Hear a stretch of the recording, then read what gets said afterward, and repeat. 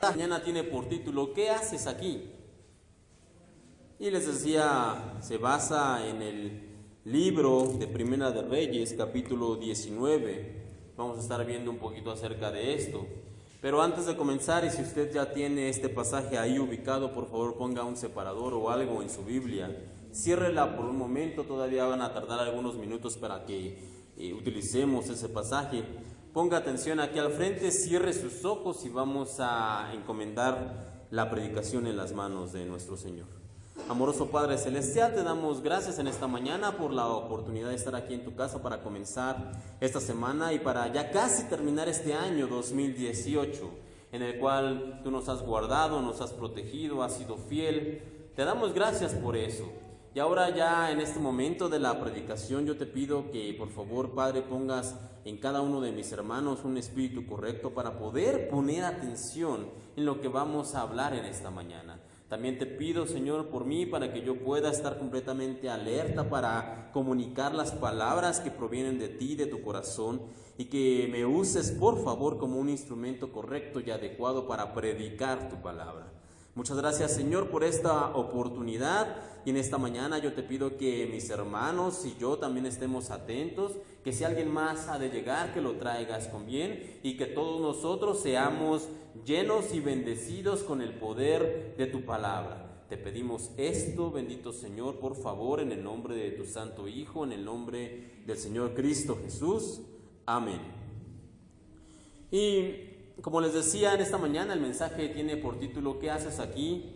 Y hemos estado hablando en este último mes del año acerca de una promesa que el Señor nos ha hecho, que podemos encontrar en el libro del profeta Jeremías, capítulo 29, versículo 11, no vaya para allá. Lo hemos estado leyendo vez tras vez durante estas 4 o 5 semanas, donde el Señor habla una promesa no solamente al pueblo de Israel, sino también a nosotros los creyentes del tiempo presente, y nos dice, porque yo sé los pensamientos que tengo acerca de vosotros, dice el Señor, pensamientos de bien, pensamientos de paz, para darles el fin que esperan. Entonces, dijimos que regularmente a fin de año las personas tienen o toman un momento para evaluar cómo les fue en el año. Por ejemplo, en este 2018, quizá ya que estamos a prácticamente 24 horas de terminar el año, muchas personas toman un momento para reflexionar y ver cómo les fue en el año, si alcanzaron las metas, si lograron lo que querían, si hicieron ese viaje que anhelaban. Pero también es importante que tomemos un tiempo para reflexionar y poder pensar si efectivamente nosotros hemos sido unos creyentes adecuados, y no solamente eso, sino también para recordar que el Señor nos ha prometido esto que ya mencionábamos: pensamientos de bien, pensamientos de bienestar y pensamientos de paz.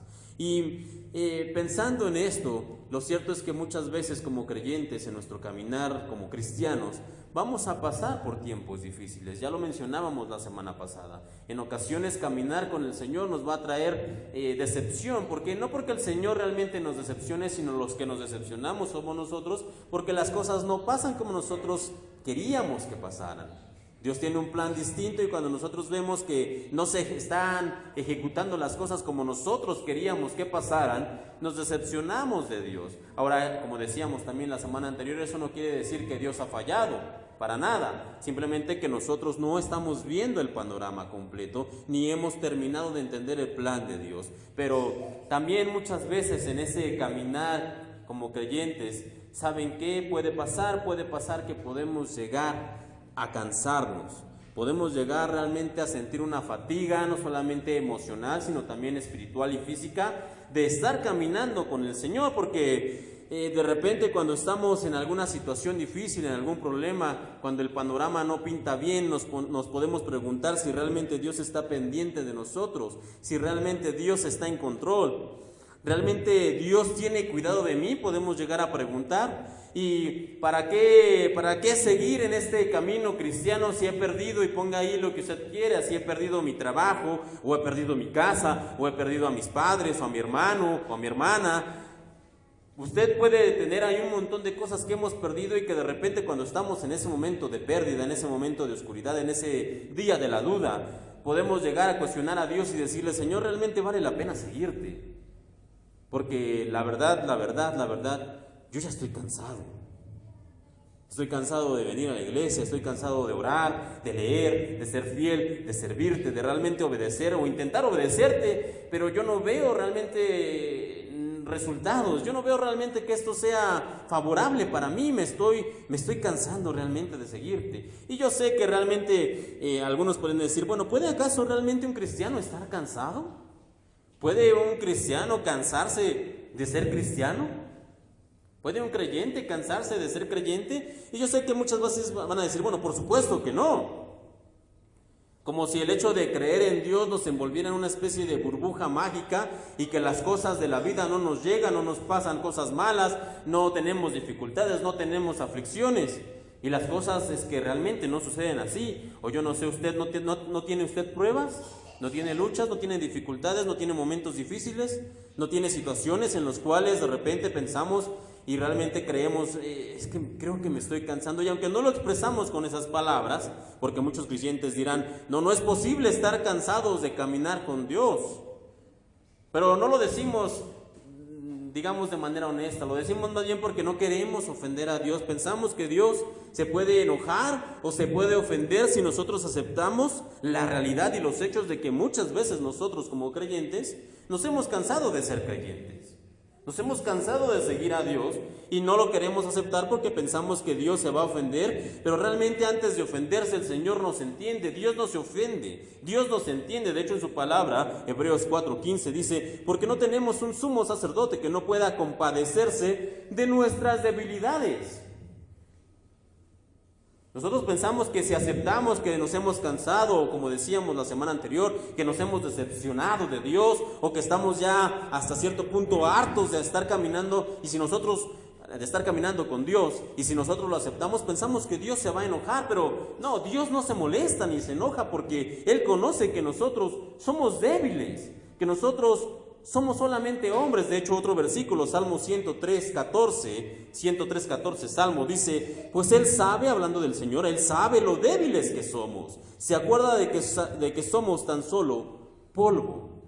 Así que si nosotros un día sentimos realmente cansancio, estamos agobiados, estamos hartos, digamos, de este caminar por alguna razón, el hecho de aceptarlo delante de Dios, el hecho de venir delante del Señor y decirle, Señor, estoy cansado, de verdad estoy cansado. No quiere decir que Dios se va a enojar o que se va a molestar o que nos va a tirar una bofetada porque le estamos reconociendo que nos ha faltado la fuerza. No, el Señor dice, yo sé que ustedes son polvo, yo recuerdo de dónde los saqué, yo sé que ustedes son débiles y yo me compadezco de ustedes, yo los comprendo porque el Señor ya se puso en nuestros zapatos. Como leíamos en el libro de Hebreos, Él dice que Él mismo entiende nuestras debilidades porque Él mismo se colocó en el papel que nosotros estábamos. Y Él fue también tentado en todo, pero sin pecado. Pero Él sabe que nosotros somos débiles. Dios no espera ni busca supercreyentes que no tengan fallas, que no tengan errores, superhombres y supermujeres que no tengan ninguna falla en su caminar cristiano, con ningún error en sus vidas. Créame, ese no es el tipo de hombre y el tipo de mujer, el tipo de creyente que Dios está buscando. Si ese fuera el caso de que Dios estuviera buscando supercreyentes sin fallas y sin errores, Dios no lo habría llamado a usted, ni a mí. No estaríamos aquí si ese fuera el tipo de creyentes que el Señor estuviera buscando. Ni a usted, ni a mí, ninguno de nosotros estaría aquí porque nosotros como hombres, como humanos, vamos a fallar y nos vamos a equivocar. Y eso no resta ni quita que el Señor nos haya llamado. El Señor nos llamó sabiendo y siendo consciente de que nosotros solamente somos polvo, de que somos débiles, de que somos humanos propensos a las fallas, temerosos, muchas veces con poca fe, y cuyo corazón puede caer desanimado, en decepción, en depresión, en cansancio. El Señor sabe todo eso de nosotros y aún sabiéndolo, aún así Él nos llamó para que fuéramos siervos suyos. Aún con todo el Señor nos permite que seamos sus hijos. Pero con todo esto aún habrá algunos que podrían decir, no, un creyente Un verdadero creyente no puede pasar por cansancio en su etapa espiritual. Por supuesto que no nos podemos cansar. Un verdadero creyente no puede decir que está cansado de ser creyente. Y si lo dice es porque no era realmente creyente. Pero vamos a ver en esta mañana, vamos a pasar por un episodio bíblico donde nos vamos a encontrar no solamente a un creyente, sino a un profeta. Y no cualquier profeta, sino uno de los profetas más grandes que vamos a encontrar en la Biblia, que fue llamado en una de las épocas más oscuras del reino de Israel a predicar uno de los mensajes más difíciles que cualquier profeta haya predicado. Y este mismo profeta que nosotros vamos a encontrar aquí en Primera de Reyes 19, lo vamos a encontrar completamente cansado.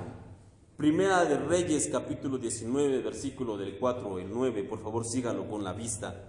Dice de esta manera: y él se fue por el desierto. Aquí está este versículo hablando acerca del profeta Elías. Él se fue por el desierto un día de camino, y vino y se sentó debajo de un enebro, y deseando morirse dijo: basta ya, oh Jehová, quítame la vida, pues no soy yo mejor que mis padres. Y echándose debajo del enebro se quedó dormido, y he aquí luego un ángel le tocó y le dijo: levántate, come. Se levantó pues y comió y bebió, y fortalecido con aquella comida caminó 40 días y 40 noches hasta Horeb, el monte de Dios, y ahí se metió en una cueva donde pasó la noche. Hemos hecho un pequeño recorte ahí en el versículo para poder leerlo un poco más rápido, pero usted léalo tranquilo en casa.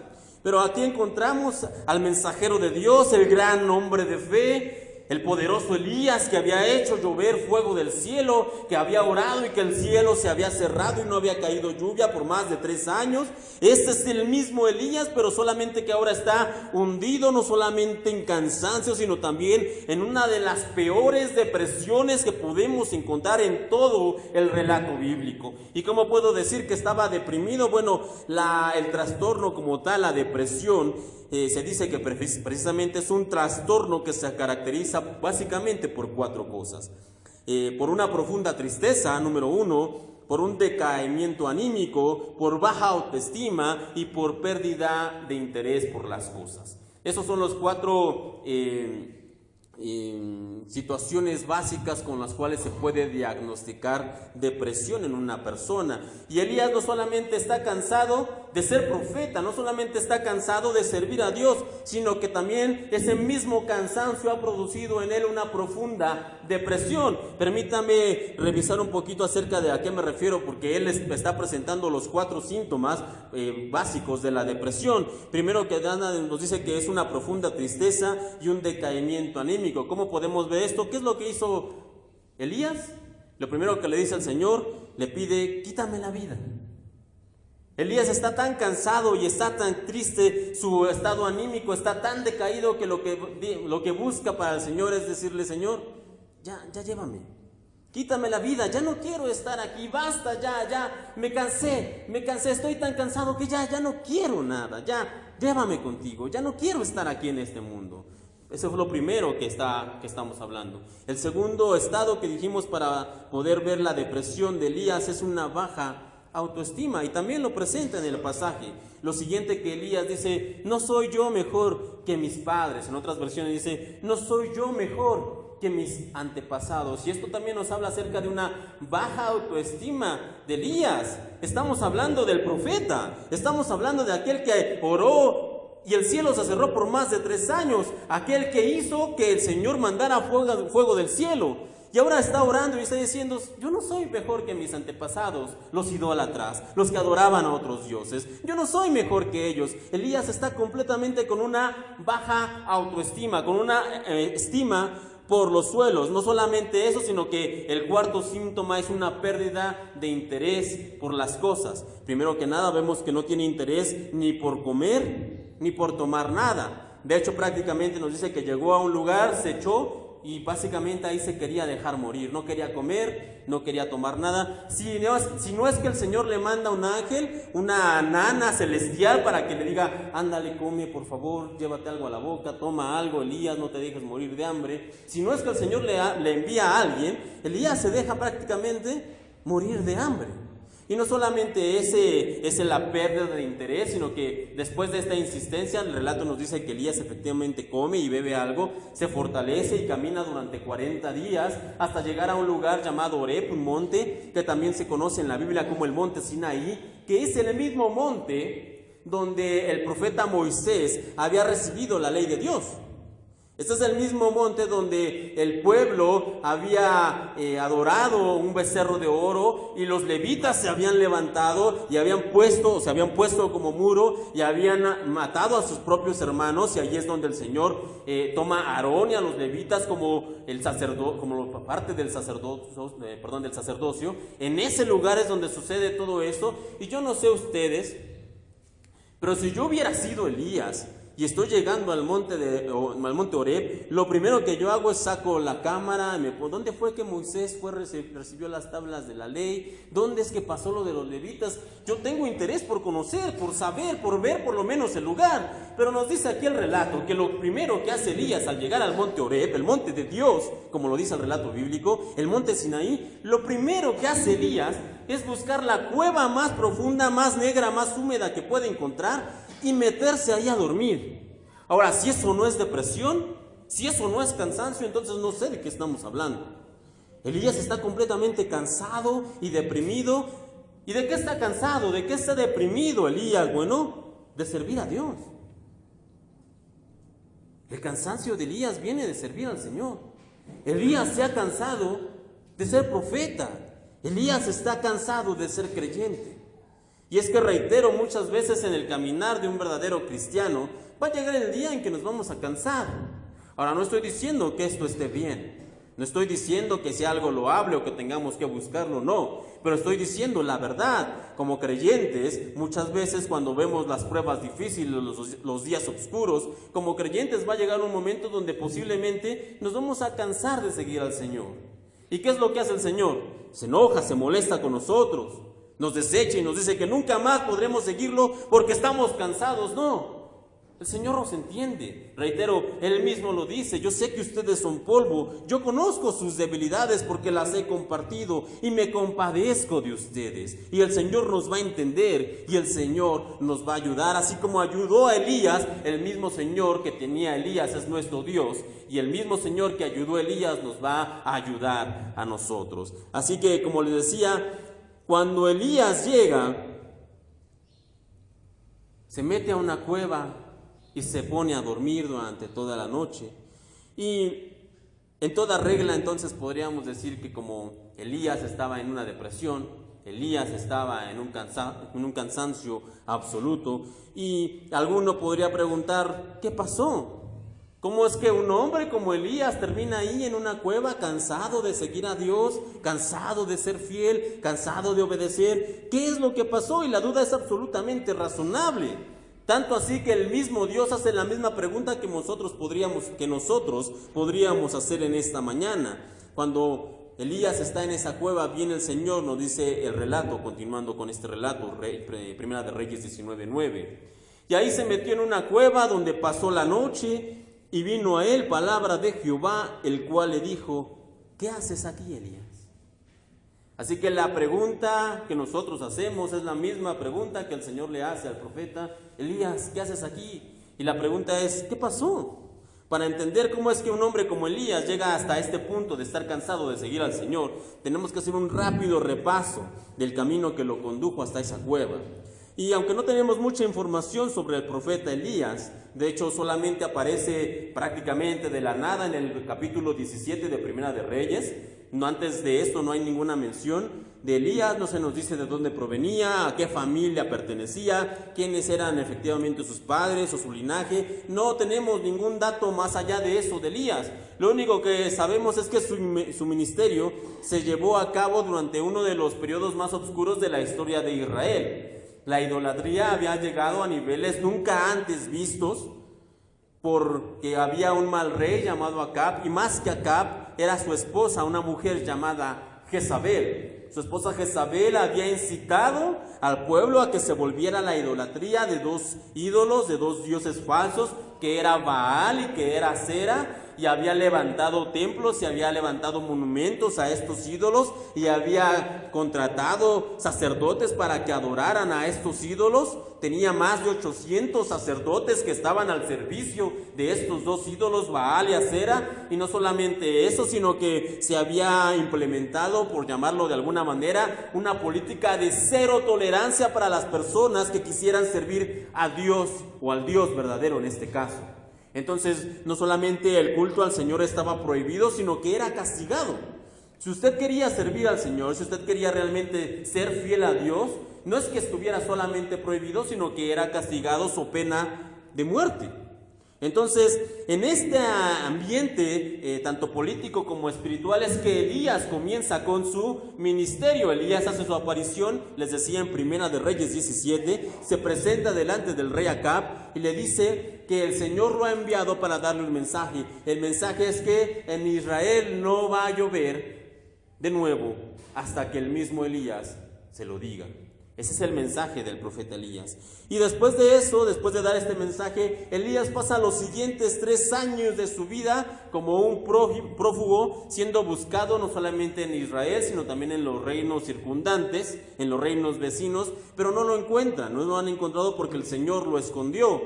Y pasado este tiempo de 3 años, Elías regresa delante de Acab y le propone, si usted está anotando, anote, le propone el hashtag Elías Challenge.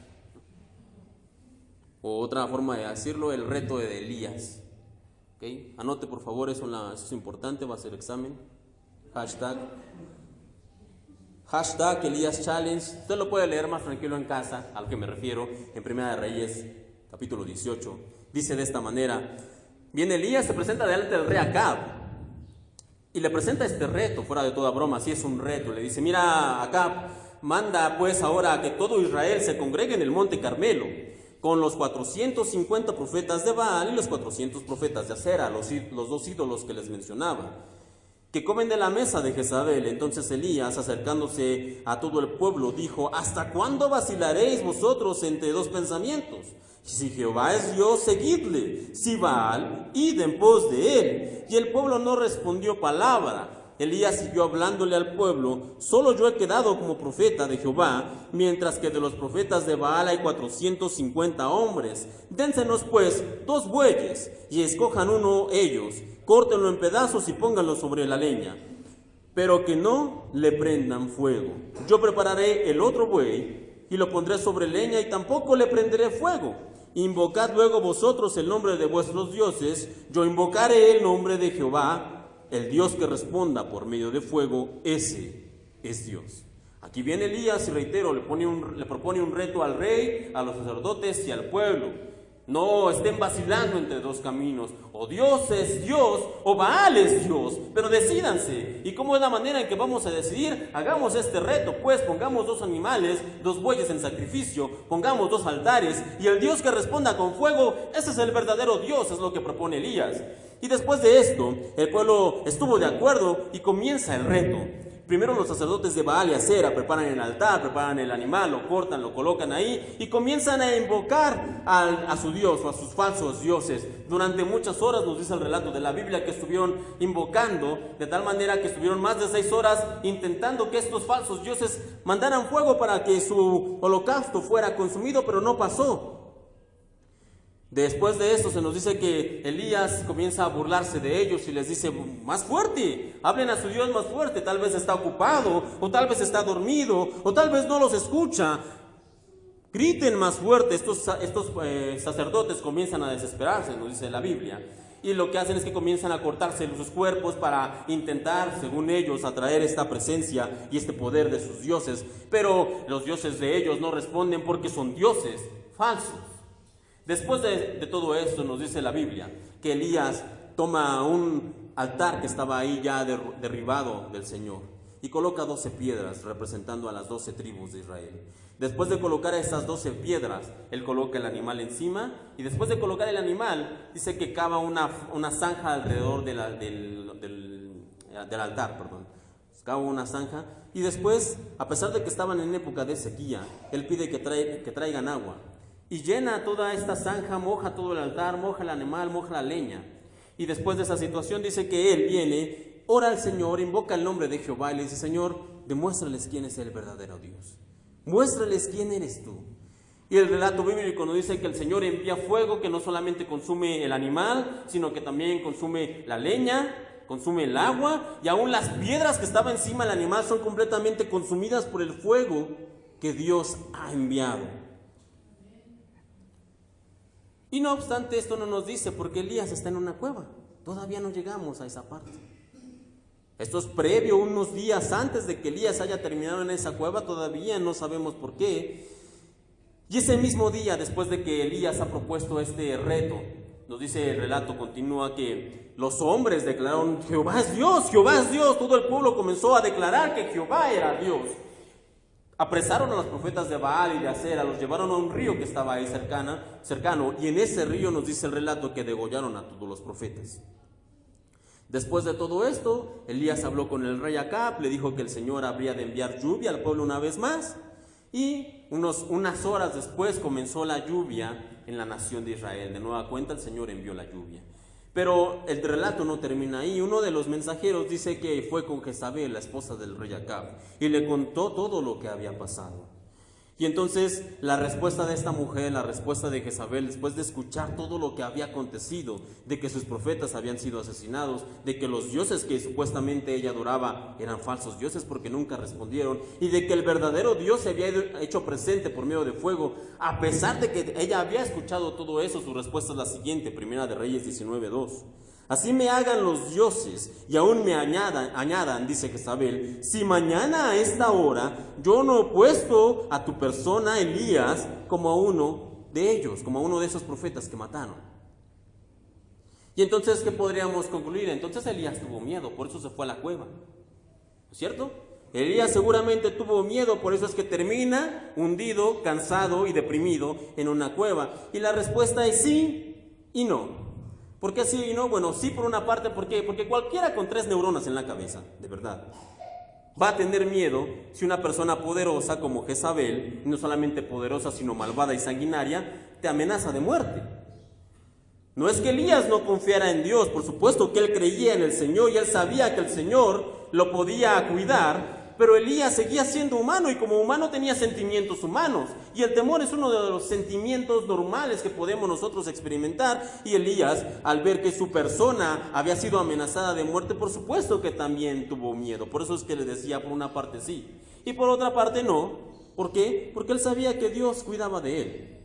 Este es el profeta que pasó prófugo durante 3 años, más de 3 años.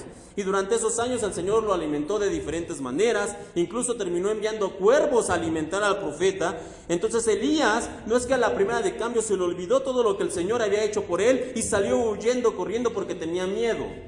No, efectivamente sí tuvo miedo Elías, pero eso no es la razón por la cual él salió huyendo. Tuvo miedo porque es lo más natural cuando te amenazan de muerte y sabes que la persona que te ha amenazado de muerte es una persona malvada y sanguinaria. Es normal tener miedo, pero eso no es lo que hizo que Elías saliera corriendo. Lo que conduce a nuestro profeta a arrastrarse hasta la cueva de la depresión y del cansancio es la fatiga, es el cansancio, es el hartazgo de ser profeta. Nuestro querido Elías se ha cansado de servir a Dios. ¿Por qué? Durante 3 años, después de su oración, el Señor ha cerrado el cielo de Israel. No ha habido lluvia, todo el pueblo ha estado en una completa sequía. Y a pesar de esto, nadie entendió que debían volverse a Dios. Nadie comprendió que tenían que arrepentirse. Viene este Elías, viene este hombre, se presenta delante del rey Acab, le dice que Dios lo ha enviado con una palabra y que Dios no va a permitir que haya lluvia en el pueblo. Y lo que hace el rey y lo que hace el pueblo, en lugar de voltearse ante Dios y arrepentirse, es fomentar aún más el culto a Baal y el culto a Acera. Y Elías no entiende cómo es posible que a pesar de que están viendo este milagro de Dios, no se vuelvan a Dios. 3 años y medio después, lo que leíamos hace un momento, Elías regresa, se presenta este reto. Dios se manifiesta delante del pueblo con fuego, y aunque en ese momento el pueblo estaba declarando y gritando, Jehová es Dios, Jehová es Dios, los líderes, en este caso la reina Jezabel, seguían más bien sin tener temor de Dios. A pesar de lo que habían visto o de lo que habían escuchado, seguían sin tener temor de Dios. Y Elías razona, bueno, el pueblo se ha vuelto a Dios, pero ¿por cuánto tiempo? ¿Cuánto tiempo Jezabel va a tardar en construir nuevos altares, en llamar nuevos profetas? ¿Cuánto tiempo el pueblo va a tardar en regresar a volverse a los ídolos? Y entonces Elías razona y piensa, yo estoy cansado de esto. Se acabó. Yo he estado hablando, he estado diciendo, he estado predicando y la gente no entiende. Los líderes no cambian. ¿Y sabe qué? Por un lado, yo no sé ustedes, pero a veces me parece entender al profeta. ¿Hacer todo esto para qué? Venir a la iglesia, orar, cantar, leer la Biblia, seguir a Dios. Mis vecinos son personas terribles y a ellos les va bien. Conozco yo a gente que son malas, que son malvados, pero tienen familias alegres, tienen familias felices. Y yo que oro, yo que leo, yo que vengo a la iglesia, yo que sirvo a Dios, yo que estoy en un ministerio, mírame nada más cómo estoy. Enfermo, cansado, mi familia se está desmoronando, acabo de perder, no sé, a un esposo, una esposa, un hijo. Y estas personas que son malas y aún así son felices, son exitosas, son prosperadas. Y entonces nos cansamos y decimos, como el profeta Elías, ya basta Dios, ya basta. Si esto es seguirte, yo prefiero dejarlo aquí en paz. Y nos cansamos a veces de ser cristianos, nos cansamos a veces de seguir a Dios. Pero como mencionábamos hace unos minutos, nuestro Dios es un Dios que nos entiende, que ha estado ya en nuestros zapatos y comprende no solamente al cansado profeta, sino que también te comprende a ti y me comprende a mí. Nos entiende y a pesar de que muchas veces nosotros nos cansamos como el profeta, el Señor no nos va a desechar. El Señor no nos va a decir, bueno, ¿ya estás cansado? Pues a otro lado con tu cansancio. Me busco a otros siervos, me busco a otra iglesia, me busco a otro que pueda servirme. No, el Señor no es así. El Señor cuando nos ve cansados, cuando nosotros nos cansamos, porque reitero, muchas veces aunque no lo mencionamos o no lo expresamos en voz alta, muchas veces nosotros nos cansamos. Pero a pesar de eso el Señor nos va a dar una nueva oportunidad, nos va a dar un nuevo chance. Tan solo imagine la escena. El profeta está cansado no solamente en lo físico, sino que también está cansado en lo emocional, en el alma. Y con esa profunda depresión, acostado, sin ningún ánimo, sin ganas de hacer nada en esa cueva, su almohada de piedras, esa almohada completamente húmeda. ¿Por qué? Porque el profeta ha estado llorando toda la noche. Toda la noche el profeta Elías ha estado llorando, porque está cansado de que las cosas no pasen como él quería. Porque él ha orado al Señor, el cielo se ha cerrado, el pueblo ha visto el poder de Dios, pero el pueblo no se ha vuelto a Dios. El fuego ha caído del cielo, ha consumido el altar, el holocausto y todo lo que estaba alrededor, y aún con esto los gobernantes no se han arrepentido, no han buscado a Dios. Y en esa cueva húmeda se acerca al Señor, entra para platicar con el profeta. ¿Y qué hace Dios? Lo recrimina por no confiar en él. Le da quizá un discurso acerca de la soberanía de Dios y cómo debió tener más fe y cómo debió perseverar. Lo recrimina por estar cansado y le dice, un hijo de Dios no puede estar deprimido ni puede estar cansado. Eso es lo que le dice el Señor. No. Casi puedo ver, les decía al profeta ahí en posición fetal llorando. Toda la noche ha estado acostado, toda la noche ha estado ahí dormido. Y el Señor se acerca silenciosamente, le toca el hombro. Elías sabe que es Dios, pero muchas veces como nosotros cuando estamos deprimidos o cansados en casa y estamos ahí en nuestra habitación, en nuestras camas, y llega alguien y nos toca, sabemos que es alguien, pero no queremos voltear. Y el Señor le insiste, vuelve a tocar su hombro. Y Elías no voltea. Y una tercera vez el Señor le vuelve a insistir. Elías sabe que es el Señor.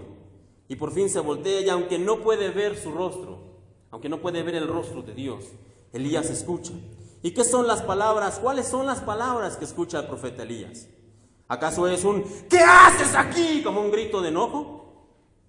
Como Dios enojado diciéndole ¿por qué estás aquí tirado, Elías? ¿Ese es Dios? No, ese no es Dios. O tal vez puede ser ¿qué haces aquí, Elías? Como Dios reprimiéndolo o reprochándole así, Elías, yo te hacía para más, Yo creí que estabas hecho de otra madera. ¿Ese es acaso el que haces aquí que le dice el Señor? No, para nada. No es un grito, no es un reproche, no es un regaño. La voz de Dios es más como la de un padre que se acerca a su hijo amado, que por accidente rompió el jarrón favorito de la casa, el favorito de mamá. Y después de haberlo roto, el niño corre y se va a esconder quizá abajo del cubo de la escalera, detrás de las cajas y de las chucherías que solemos poner en la casa. Y entonces el padre sale corriendo detrás de su hijo porque sabe el padre que un hijo es más valioso que cualquier jarrón. Y entonces el padre se acerca y escucha a su hijo está llorando, son los sollozos de su pequeño. Ese es Dios el que se acerca y en medio de las cajas, y pasando a través de bolsas, de alguna manera logra colarse hasta estar delante de su hijo y le pregunta: hijo, ¿qué haces aquí, caray? Ese es el Señor que ve a Elías tirado, les reitero, cansado, y el mismo Señor se duele con él. Elías está llorando, sí, pero también el Señor llora con Elías. A Elías le duele, sí, pero también al Señor le duele junto con Elías. Porque el Señor sufre con nosotros, llora con nosotros, se lamenta con nosotros. Y cuando a nosotros nos duele algo, al mismo Señor también le duele igual que a nosotros. Y ese es el Señor que viene y buscando ese espacio minúsculo entra con el hijo y le pregunta: ¿qué haces aquí, pequeño? ¿Qué haces aquí? En su voz no hay reproche, en su voz no hay enojo, en su voz hay completa y absoluta comprensión y solamente es una pregunta: ¿qué haces aquí, caray? Si tú sabes que te amo. El jarrón, olvídate del jarrón. Pero es que era el favorito de mamá. No te preocupes por el jarrón. Todo va a estar bien, le dice padre al hijo. Y es lo mismo que va a hacer el Señor con Elías. Si ya tienen la cabeza a ese niño ahí llorando junto con su padre, les cuento esto no solamente para poner en sus mentes una imagen conmovedora, sino porque es precisamente lo que el profeta va a hacer con Dios, o en otras palabras, lo que Dios va a hacer con el profeta. Primera de Reyes 19:10 nos dice que el Señor viene y le pregunta a Elías: Elías, ¿qué haces aquí? Y Elías responde: he sentido un vivo celo por Jehová, Dios de los ejércitos, porque los hijos de Israel han dejado tu pacto, han derribado tus altares y han matado a espada a tus profetas. Y solo yo he quedado y me buscan para quitarme la vida. ¿Y qué hacemos cuando nosotros vamos y tenemos nuestra lectura anual? ¿Y qué hacemos cuando llegamos y leemos esto? ¿Cómo leemos esto? Entonces Dios vino y le preguntó: ¿qué haces aquí, Elías? Y entonces en nuestras cabezas, ¿cómo es Elías? Permítanme decirles al Elías de nuestras cabezas. Y él respondió: he sentido un vivo celo por Jehová. Ese es Elías en nuestras cabezas, ¿no? Porque los hijos de Israel han dejado tu pacto y han derribado tus altares y han matado. Ese no es Elías. El Elías que encontramos aquí, ese no es Elías. El Elías que encontramos en esta parte de la Biblia es ese niño que acaba de romper el jarrón. Elías, cuando dice eso, Elías está sollozando, está en lágrimas. Y es que he sentido un vivo. ¿Cómo sucede con los niños pequeños, no? De repente tenemos ganas de decirle: deja de llorar porque no te entiendo. Estás llorando tanto que no termino de entender, no terminas una frase, no te entiendo. Pero eso es Elías. Y porque los hijos de Israel han dejado tu pacto. Ese es Elías. Ese es Elías que está hablando con el Señor. Y Elías no es directo en su respuesta, pero si lo analizamos un poco, podremos ver cómo es que este Elías está diciéndole a Dios: Señor, tú me has fallado. Esa es la respuesta que Elías le está dando al Señor: Señor, tú me fallaste. Tú me fallaste porque estoy aquí. La pregunta, la respuesta a la pregunta del Señor: ¿qué haces aquí, Elías? Estoy aquí por querer servirte. Eso lo leemos aquí: he sentido un vivo celo por Jehová de los ejércitos.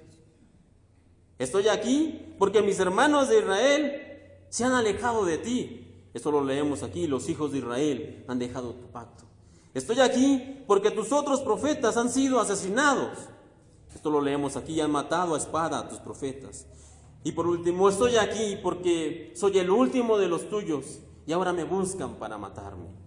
Solo he quedado y me buscan para quitarme la vida.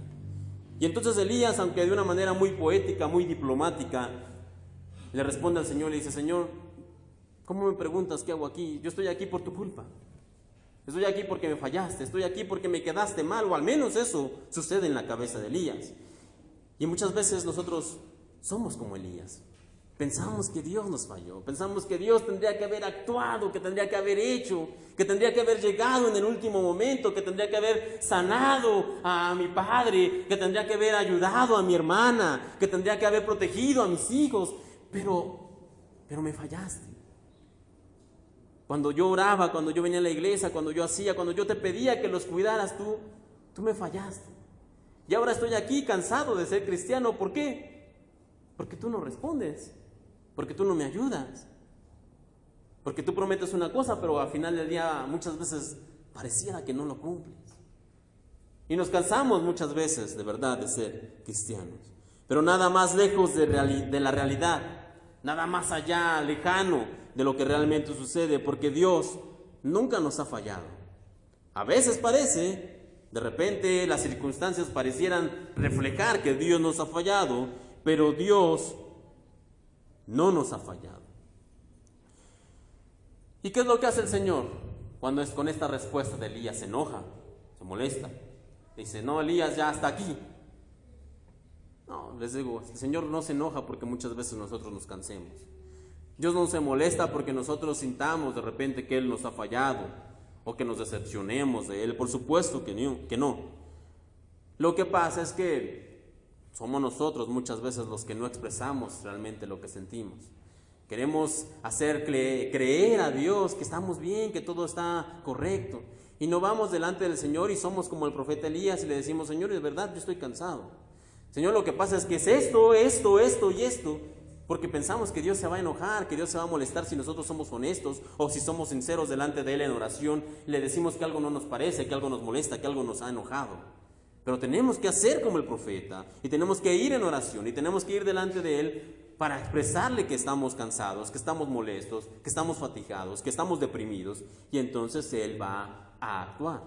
Entonces el Señor realmente va a suceder. ¿Qué fue lo que hizo el Señor? Bueno, el Señor no responde directamente en ese momento con palabras, sino que nos dice el relato lo siguiente, Primera de Reyes 19, 11, 13. Él le dijo, el Señor, sal fuera y ponte en el monte delante de Jehová. He aquí Jehová que pasaba, y un grande y poderoso viento que rompía los montes y quebraba las peñas delante de Jehová, pero Jehová no estaba en el viento. Y tras el viento un terremoto, pero Jehová no estaba en el terremoto. Y tras el terremoto un fuego, pero Jehová no estaba en el fuego. Y tras el fuego un silbo apacible y delicado. Y cuando lo oyó Elías, cubrió su rostro con su manto y salió y se puso a la puerta de la cueva. Un gran viento, un terremoto, un fuego. ¿Qué tienen estas tres cosas en común? ¿Qué tienen estas tres cosas según el relato bíblico en común? Bueno, lo que tienen en común es que nos dice que Dios no estaba en ellas. Luego viene un silbo apacible y aunque el relato no lo dice de manera directa, se nos da a entender que el Señor estaba en esa manifestación sencilla. Y no. Muchas veces nos han enseñado que el relato nos habla acerca de que Dios se manifiesta en las señales o en el momento de tranquilidad, en el momento de la pasividad. No, eso no trata el relato, eso no es lo que nos está enseñando aquí. Nos está diciendo aquí que el Señor va a venir en el momento de la tranquilidad y que por eso es importante que pongamos alabanzas tranquilas porque entonces el Señor se manifiesta en ese momento. No, eso no está enseñando este relato. Perdemos de vista lo importante porque no hacemos las preguntas correctas. Lo que realmente deberíamos estar preguntando es, ¿cómo sabía Elías, cómo sabía el profeta dónde estaba y dónde no estaba Dios? ¿Cómo sabía Elías que Dios no estaba en el viento, ni en el terremoto, ni en el fuego, pero sí en el silbo apacible? ¿Cómo es que sabía Elías eso?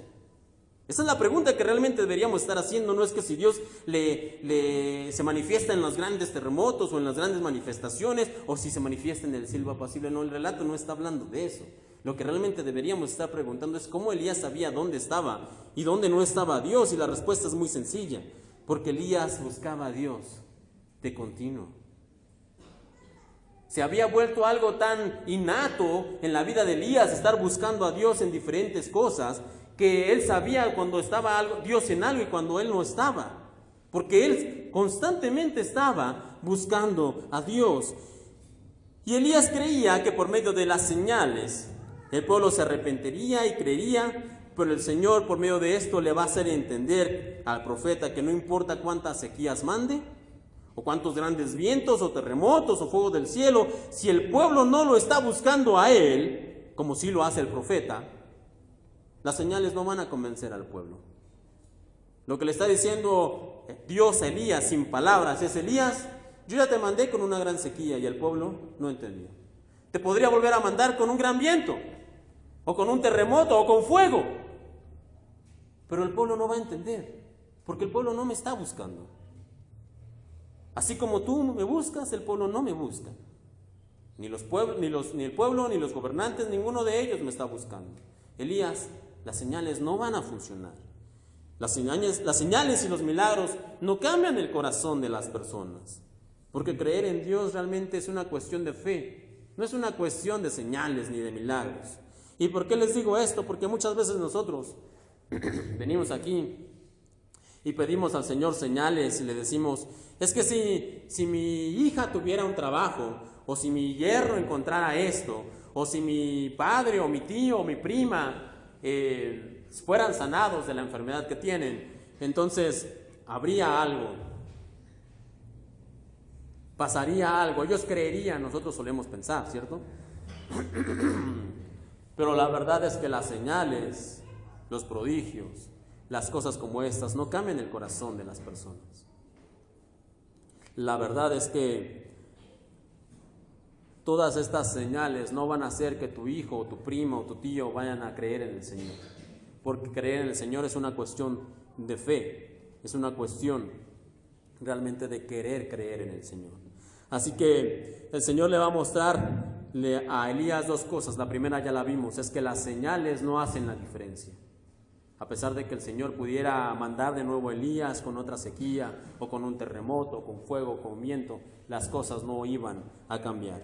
Y lo segundo que el Señor va a tratar con Elías es el cansancio que tiene el profeta.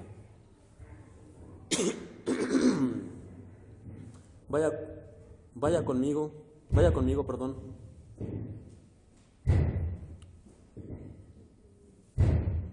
Primera de Reyes 19, 13, 18.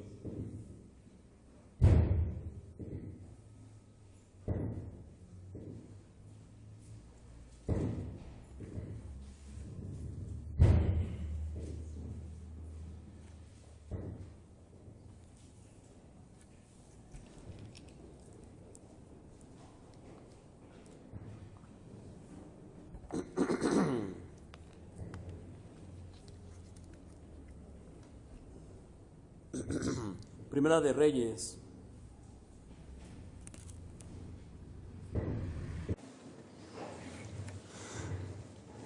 Dice de la siguiente manera: y aquí vino a él una voz diciendo: ¿qué haces aquí, Elías? Es lo que estábamos leyendo. He sentido un vivo celo por Jehová, Dios de los ejércitos, porque los hijos de Israel han dejado tu pacto, han derribado tus altares y han matado a espada a tus profetas, y solo yo he quedado, y me buscan para quitarme la vida. Es una segunda vez que el Señor le pregunta a Elías: ¿qué haces aquí? Y Elías responde exactamente lo mismo que ya ha respondido unos versículos atrás. Y le dijo Jehová, continúa el relato: ve, vuélvete por tu camino, por el desierto de Damasco, y llegarás y ungirás a Hazael por rey de Siria. A Jehú, hijo de Nimsi, ungirás por rey sobre Israel, y a Eliseo, hijo de Safat, de Abel Meola, ungirás para que sea profeta en tu lugar. Y yo haré que queden en Israel 7,000 cuyas rodillas no se doblaron ante Baal y cuyas bocas no lo besaron.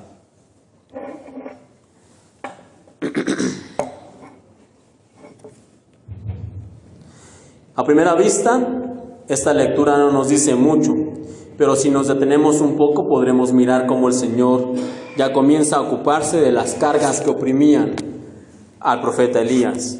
Y vamos a ver tres cosas que el Señor le ordenó a Elías que hiciera y cómo es que el Señor se va a ocupar de esta situación. Lo primero que le dice es que ungirá a Hazael por rey de Siria. Lo podemos leer en lo que estábamos viendo: ungirás a Hazael por rey de Siria.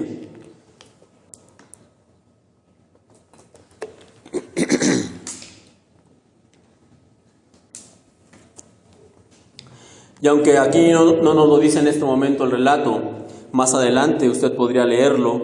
Este hombre llamado Hazael efectivamente llegó a ser rey de Siria y Dios lo va a utilizar para castigar la idolatría del pueblo de Israel algunos años en el futuro.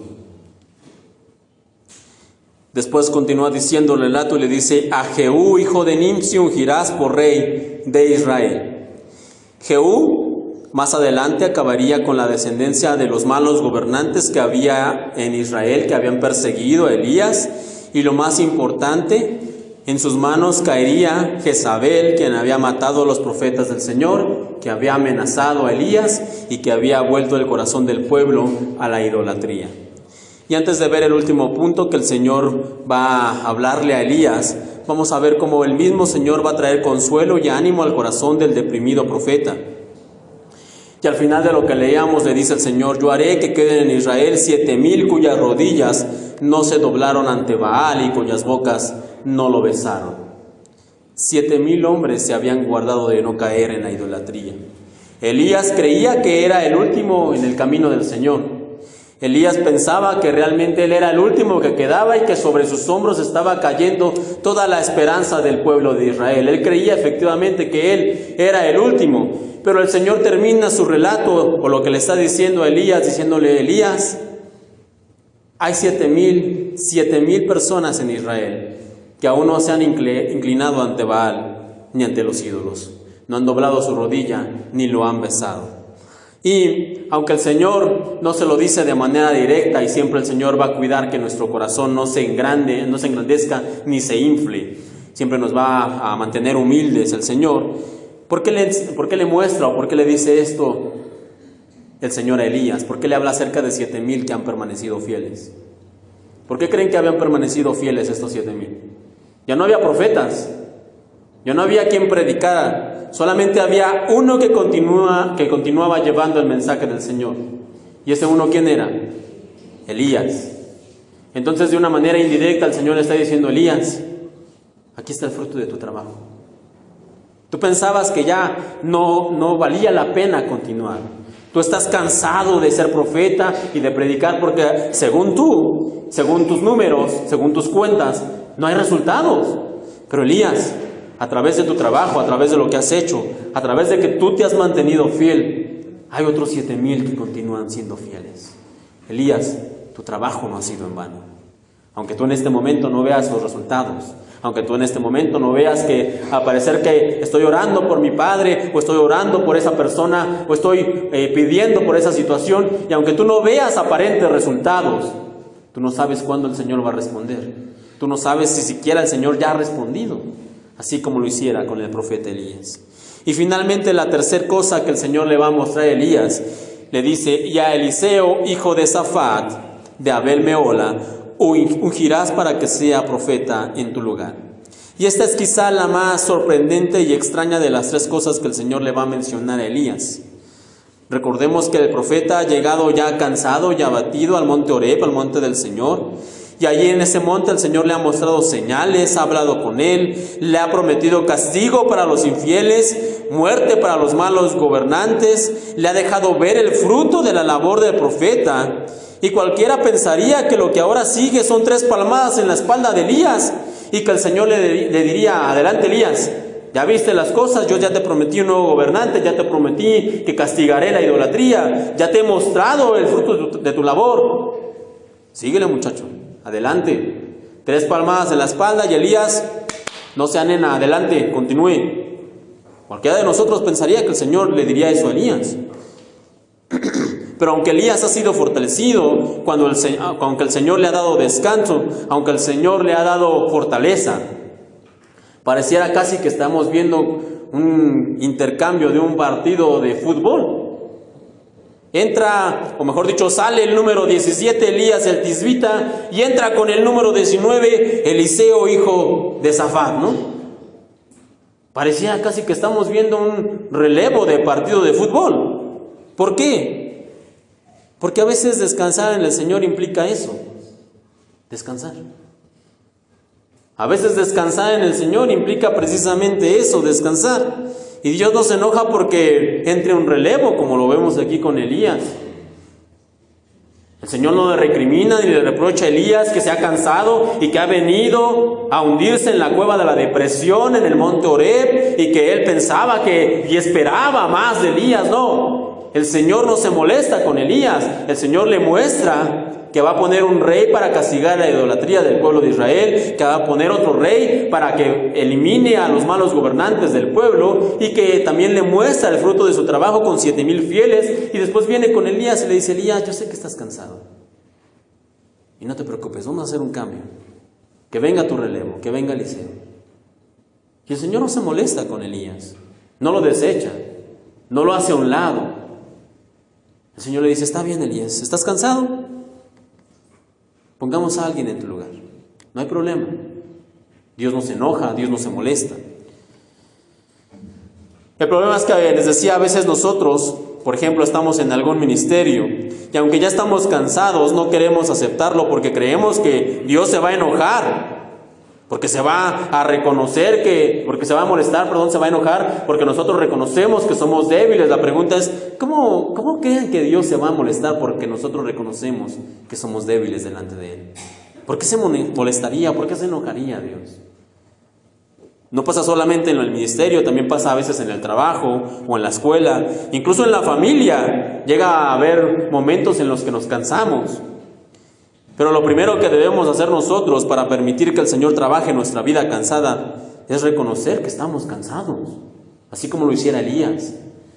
Elías pudo continuar, pudo seguir en su ministerio sin reconocer que estaba cansado, pero ¿para qué? ¿Para qué seguir en eso? No, lo que hace el profeta es ir delante del Señor y reconocer: Señor, estoy cansado. Y Dios no se molesta ni se enoja. Dios toma al profeta, lo fortalece, habla con él, le muestra, le da esperanza, le da solución a sus problemas, pero también le trae un relevo. Y a mí me prometieron, podemos decir, que mis problemas se iban a terminar, que la vida se iba a arreglar y que todo iba a ir bien. Cuando yo vine al Señor, eso fue lo que me prometieron, podría decir alguno. Y dicho sea de paso, ese no es el verdadero evangelio. Eso parece más un infomercial de las 2 de la mañana que el verdadero evangelio. El verdadero evangelio no promete que todo va a estar bien. Pero si bien es cierto que mencionamos que Elías recibió un relevo, no crea ni por un momento que eso pasó de la noche a la mañana. No, eso no fue así. Elías sí recibió a Eliseo como su relevo, pero Elías primero que nada tuvo que terminar algunas tareas. Tuvo que ir primero a ungir al rey, ungir al otro nuevo rey. Tuvo que ir y buscar a Eliseo. Tuvo que ir y capacitar a Eliseo. El relevo de Elías no llegó de la noche a la mañana. Eliseo tuvo que pasar un tiempo de capacitación y Elías todavía tuvo que estar trabajando por un tiempo antes de ser arrebatado por una carroza de fuego. Segundo, el tener un relevo, fue el trato que Dios usó con Elías. Pero eso no significa que eso va a ser el trato que usa Dios con todos nosotros. Con algunos, por ejemplo, con David, que él también se muestra muchas veces cansado, lo que hace el Señor es fortalecerlo y de nuevo lo levanta y le dice: regrésate a la lucha. Con Moisés, por ejemplo, que él dice: Señor, yo no puedo con esta labor, Señor, yo no puedo con esta tarea. ¿Qué es lo que hace el Señor? Le dice: bueno, si tú no puedes, ahí te mando una ayuda. Ahí está tu hermano Aarón, él te va a ayudar. Entonces, les decía, el hecho de que el Señor traiga un relevo, ese no es el único requisito ni el único método que el Señor va a utilizar. Él puede mandar un relevo como con Elías, pero también puede fortalecernos como con David, puede mandarnos una ayuda como con Moisés. A Pablo también muchas veces él reconoció que no podía y lo único que el Señor le recordaba era: bástate mi gracia. A Pablo lo que el Señor le envía es la gracia. Con Marcos, por ejemplo, también del Nuevo Testamento, lo que el Señor utilizó fue darle un tiempo de descanso y pasado algunos años volverlo a llamar al ministerio, volverlo a llamar a que él sirviera. Le dio unas vacaciones de algunos años a Marcos y después: regrésate, como dijera Pablo, porque ahora me eres útil para el ministerio. Así que la próxima vez que sepa de alguien que se ha cansado en el camino de la fe, primero que nada, no juzguemos. No pensemos que estamos aquí para juzgar. No pensemos ni juzguemos al hermano porque se ha cansado, porque no ha venido a la iglesia, porque no ha estado aquí presente, porque no sabemos las circunstancias que ha vivido o que está pasando en su vida. Lo primero que tenemos que hacer es no juzguemos. Lo segundo, evitemos decir, ánimo, échale ganas, tú puedes, lo único que necesitas es creer, es confiar en el Señor, porque reitero, nosotros no sabemos la situación por la que está pasando. No le digamos, todo lo puedo en Cristo que me fortalece, porque dicho sea de paso también, ese es un versículo sacado de contexto. Así que no estemos echando ánimos si no sabemos realmente la situación.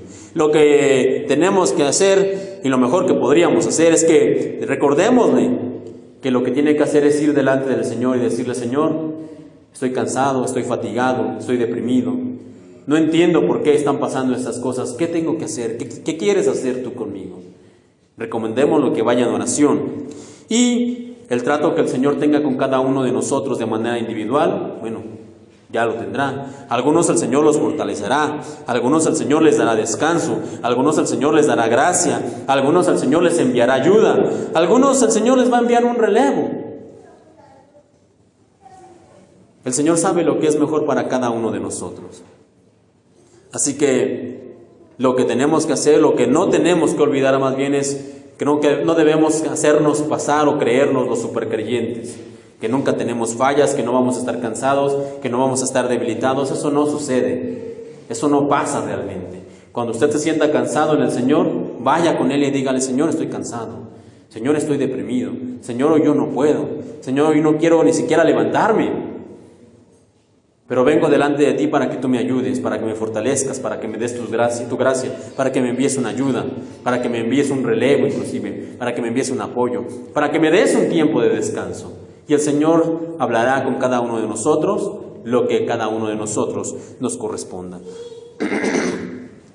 A algunos el Señor les fortalecerá, como dice Isaías 35:3. Fortalezcan a los que tienen cansadas las manos y animen a los que tienen débiles las rodillas. Digan a los que tienen corazón temeroso, sean fuertes y no teman, porque Dios viene para destruir a los enemigos. A otros el Señor les va a dar descanso, como Mateo 11:28 dice. Venid a mí todos los que están cansados y trabajados, y yo los haré descansar. Y a otros, lo más importante que debemos recordar es lo que, como comenzamos esta serie de sermones, así también vamos a terminar, con Jeremías 29:11. Porque yo sé los pensamientos que tengo acerca de vosotros, dice Jehová, pensamientos de paz y no de mal, para daros el fin que esperáis. Así que, si usted está cansado, no tenga miedo de reconocer delante del Señor, Señor, estoy cansado, estoy decepcionado, estoy abatido, estoy deprimido. No tenga miedo de ir delante del Señor a reconocerlo, porque el Señor le dará lo que usted necesite. Ánimo al cansado, fortaleza al que esté desgastado. Le dará vida nueva al que esté ya en las últimas. Pero el Señor sabrá qué hacer con cada uno de nosotros.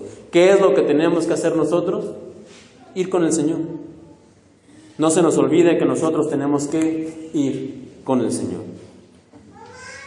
Ya para terminar, hermanos, le voy a pedir que se ponga de pie. Y a los hermanos de alabanza que puedan pasar, por favor.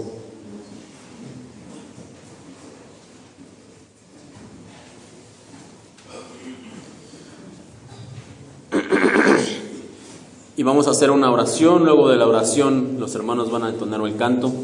Maestros, encrespan las aguas. Después del canto, les voy a pedir que nos ayuden recogiendo las sillas y estaríamos despedidos. Que tengan muy buen domingo y que el Señor bendiga esta semana y este nuevo año. No olvide caminar de la mano de Dios y, más importante aún, no olvide que el Señor tiene pensamientos de bienestar y pensamientos de bien para todos los que confían en Él. Cierra sus ojos y vamos a orar.